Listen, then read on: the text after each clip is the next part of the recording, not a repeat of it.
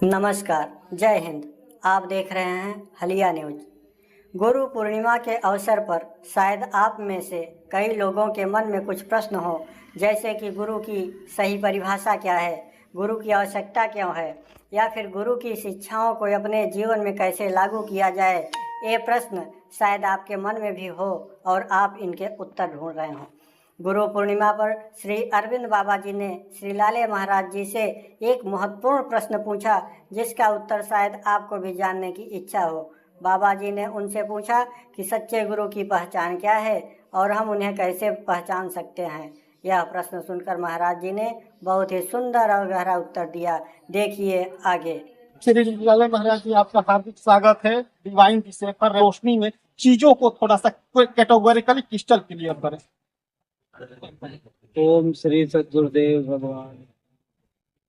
जैसा कि यह गुरु पूर्णिमा अनादिकाल से मनाया चला गया, यह गुरु और शिष्य की परंपरा महर्षि वेदव्यास जी के समय से चला आ रहा है। और इसमें गुरु पूर्णिमा को सार्थक करने के लिए गुरु महाराज का जो आदेश रहता है, जो उनकी विद्या है, उनकी विद्या को सुन करके समझ करके जब आत्मचिंतन में सार्थक फैलता है, तब जा करके गुरु पूर्णिमा को वह सार्थक है। गुरु पूर्णिमा का महत्व है कि गुरु का जो गुरुत्व है, जो गुरु महाराज ने भगवान की विभूति, भगवान का ऐश्वर्य, भगवान की भगवत्ता को भजन चिंतन करके जो प्राप्त किए, वो जब शिष्य उनके आदेशानुसार जो जो चलता है, भजन चिंतन में प्रवृत्त होता है, तो धीरे धीरे गुरु का जो गुरुत्व है वह साधक के अंतःकरण में अर्जित होने लगता है।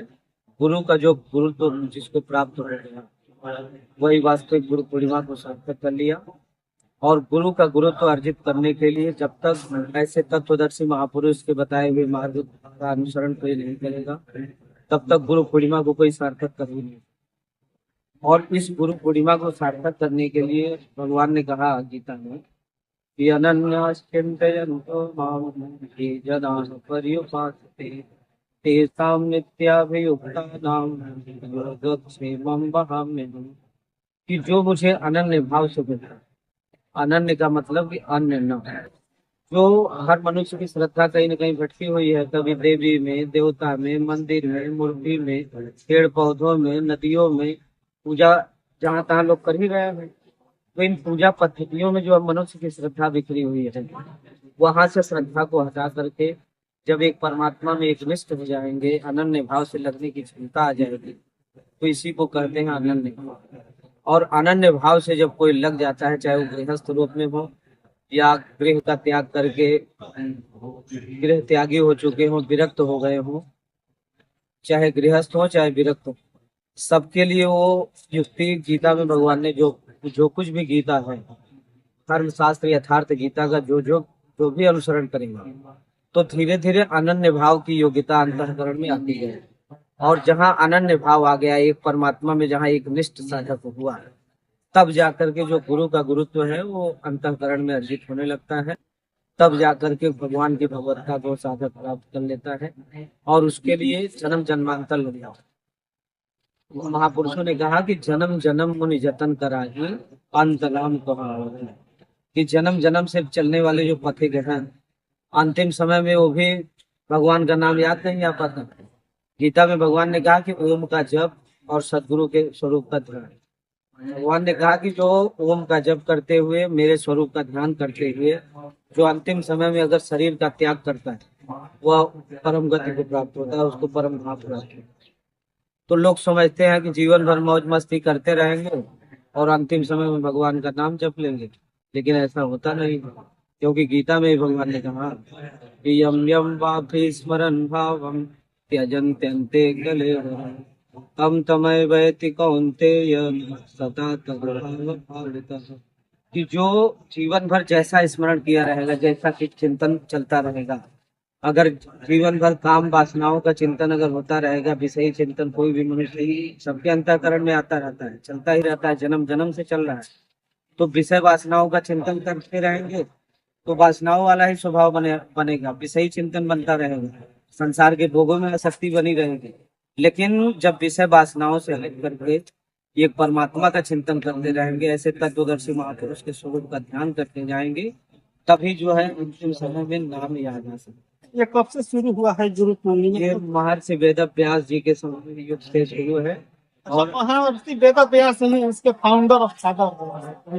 महर्षि वेद व्यास जी, इसलिए इस गुरु पूर्णिमा को व्यास पूर्णिमा भी कहते हैं। जी जी। अच्छा, गुरु का किस प्रकार हम इसको क्रिस्टल क्लियर कर पाएंगे, क्योंकि गुरु तो बहुत सारे हैं, तो उसके बीच में जो सदगुरु है, यानी कि जो ईश्वर से कम्युनिकेट कराने का जो रोड मैप, तो वो रोड मैप क्या है और ईश्वर से किस प्रकार हम कम्युनिकेट करें, और सदगुरु का आइडेंटिफाई किस प्रकार एक आम आदमी कर पाएगा, ये अपने आप में बहुत बड़ा प्रश्न है। उसके लिए एक भगवान के नाम का जप, जो जो साधक नाम जपता जाएगा तब जाकर के रूप स्वरूप का चिंतन पहले आता नहीं है। लोग सोचते हैं गुरु महाराज के स्वरूप का ध्यान कर लेंगे, लेकिन ये संभव नहीं है। उसके लिए मानस में गोस्वामी जी बताएं कि सुमिरी नाम रूप बिन देखे, अवत हृदय स्नेह भी सीखे।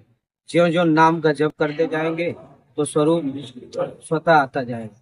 यही कारण है कि यथार्थ गीता लोग दूर दराज जो पढ़ते रहते हैं, गुरु महाराज में श्रद्धा है तो भगवान गुरु महाराज का दर्शन दिला देते हैं स्वप्न के माध्यम से। यानी कि गुरु से, यानी कि नाम जो है वो बेस है कम्युनिकेट करने का, अच्छा, ईश्वर से, वो नाम, और वो नाम- नाम क्या है? नाम तो अगर देखा जाए तो करोड़ों नाम भगवान के हैं। कबीरदास जी ने कहा कि कोटि नाम संसार में ताते मुक्ति न हो, आदि नाम और गुप्त जप बिरला जाने सो। कि करोड़ों नाम है भगवान के, एक से बढ़कर एक, लेकिन अनादिकाल से जो महापुरुषों ने जपा, जो जाप करने के लिए महापुरुष जन बताते चले हैं, वह नाम 2-2.5 अक्षर का ही होता है, छोटा सा, जो कि श्वास में ढल गई।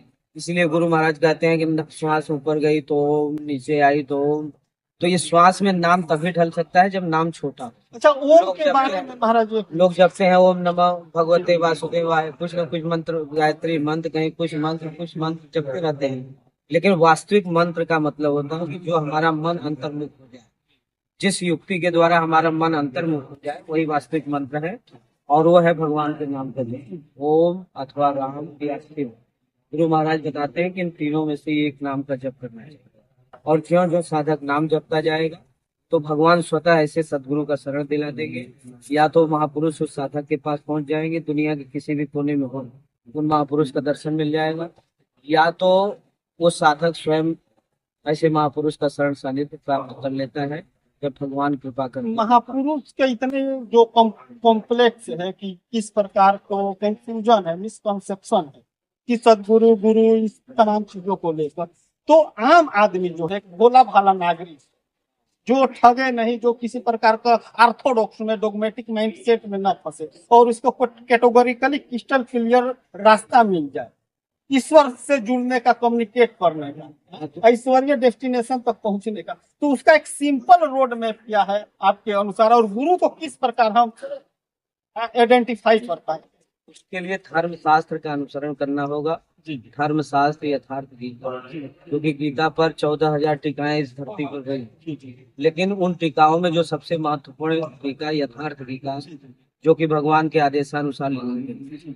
गुरु महाराज को प्रेरणा हुई जगतानंद आश्रम में जब थे, तो भगवान ने कहा कि सारी वृत्ति कट गई है भजन से, लेकिन एक वृत्ति शेष है, वो है गीता लिखना।